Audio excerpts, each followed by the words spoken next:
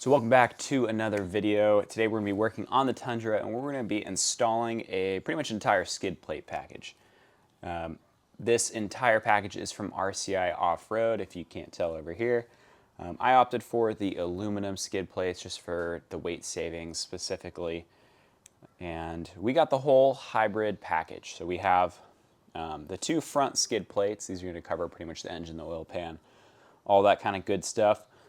We have the transmission skid plate, which this one is absolutely huge. It covers all super far back. And then when you order this package all together, they give you some catalytic converter shields. Haven't really had any problem with people trying to steal my cats, but better to have these than be sorry I didn't buy them. There is one thing missing that I did order, but I couldn't wait to do the install because we're going on our trip here. But it was the fuel tank skid plate, and that one is even larger than the transmission one. That one is a little bit behind schedule. It's not going to get here in time for us to go on the trip, so we're just going to have to kind of send it without it and hope we don't damage the gas tank.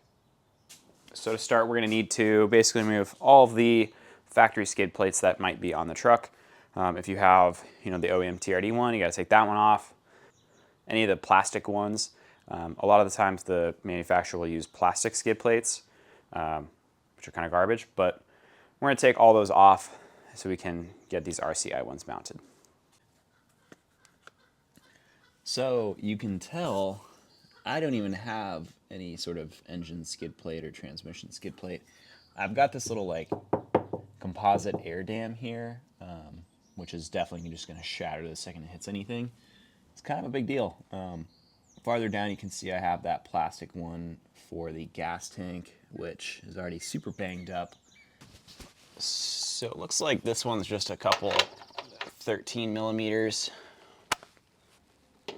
Did I say 13? I meant 12. So you can see this thing is extremely thin and it's just a variation of plastic, so it's garbage. And this should be pretty much the extent of taking off the skid plates for this thing, so that's cool. We can start working on assembling the new one. We'll start with the front one, so we'll assemble this, the front two engine skid plates. So, nice enough to zip tie the hardware that we need for this onto here, but these little plastic bags kind of got damaged in shipping. So I'm going to put this in the orientation that it would go onto the truck. So this is our second engine skid plate, and this one actually sits above the front one here.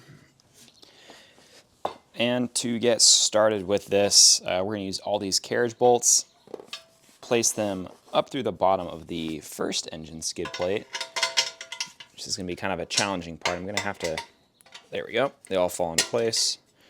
Take our transmission skid plate, get this thing all nice and lined up. So the way this is going to go, because these holes are kind of large, we're going to use these washers on this side. And then we have our lock washer. Make sure those are decently snugged with my hand. So there's no real torque specification on these, but you just want to get them nice and snug tight until that lock washer is seated. And if you did it correctly, all your carriage bolts should be seated nice and snug. Shouldn't have a real big lip here. For these forward two, it actually lines up along the kind of where the OEM one mounted, so we'll use this hole and even use the OEM bolt, so that's kind of nice. Basically, I'm going to take that whole front and rear skid plate and I'm just going to fit it right up against the front of this, where there's like a little lip on that front part. So this should be kind of interesting, getting this thing in here. What's interesting is because my sway bar was dropped by almost 2 inches with this Fox lift kit, I'm really hoping that this fits. But they did provide some spacers, little nylon spacers that are supposed to help. Who thought this was? Oh, that is just not happening. You guys seen this sway bar action right now?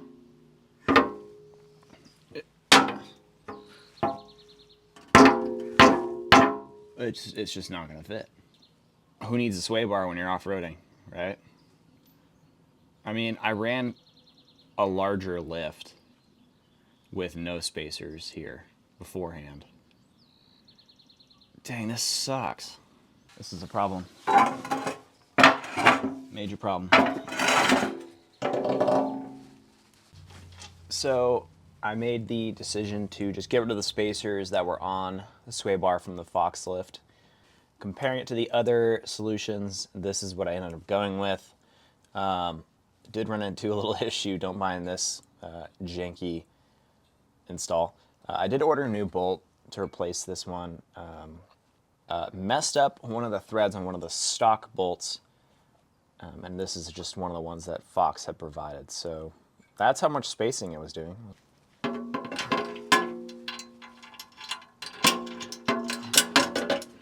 So I've got these two front ones in. They're not all the way in because I got to get these other ones in here, and I actually need to make sure this is lined up perfectly and is nice and even before I start tightening things down. Not to mention that we're gonna have to loosen up this backside here when we go to install the transmission skid plate at the same time. And now that you've got these two front ones in, now we can go ahead and put these side ones in just to support some of the weight. These ones we don't want to tighten all the way because we're going to want to put on the transmission skid plate. So we don't want to have that back all the way up. So we still have about an inch or so of room in the back. And now we can get that transmission plate lined up back here.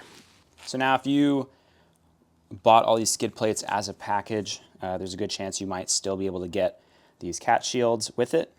I decided just to go for black so they kind of blend in a little bit.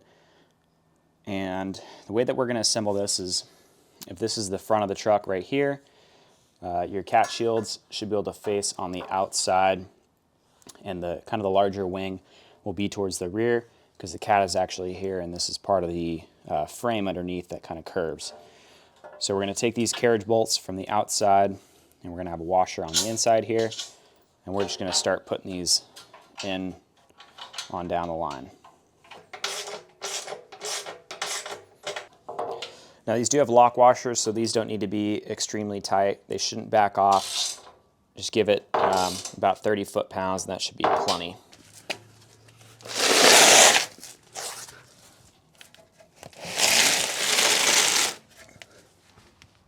So because I like working on the ground and really hurting my back and neck, I found the easiest way to do this. Slide it up into place. Now if these were steel, I don't know how I'd be able to do this, so just get a few threads started on the engine skid plate. And now you can slide your transmission skid plate with those slots. Just like that. And I'm just going to tighten it up a little bit so this thing doesn't slide out. You don't want to stop supporting it, so I have a jack here that I'm going to place underneath so I can go get the rest of the hardware for the back side.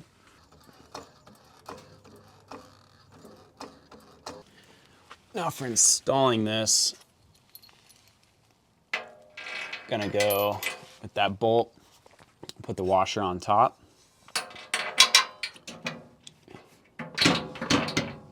And then we're gonna have a lock washer. And then we'll have our nut. And we're not gonna tighten this all the way, we're just gonna get it so it helps support the weight of the skid plate, and we're gonna repeat the same thing on the other side. And so it's pretty loose. It kind of floats around a little bit, that's totally fine. Because the order that we have to tighten this is basically from front to back. So we'll go through and we'll slowly tighten everything. 2 separate times, one just to get everything in the spot, and then we'll come back a second time and torque everything. All right, so there's 30 on that one. So now everything's on. You can see we have a ton more protection than there was before. I mean, there really was none. There was a tiny bit right here, but it was just plastic. But now, We have nice aluminum skid plates all the way down from engine and transmission. Now we just need to get that fuel skid plate and we'll be good to go. And so here's kind of an angle so you can see the transmission is all covered up, as well as the transfer case. And then here we have the gas tank. As you can see, just more plastic. This is going to be a bit concerning just because that is a lower part of the truck. And if I'm scraping anything up front, then I most likely am going to be hitting this pretty hard. So I just have to be cautious going over anything, because this plastic is just not going to protect the gas tank really at all against any rocks. But that's solid. So I'm stoked to get these on. And this was the last modification before the big trip out to Moab. So that will be hopefully the next video out is going to be testing this whole thing with the new suspension, sliders, skid plates, a bunch of other smaller stuff. If you're looking to get yourself a set of these skid plates, I'll throw the link in the description below for you to check out. And once again, thank you all for watching. I'll see you all on the next one.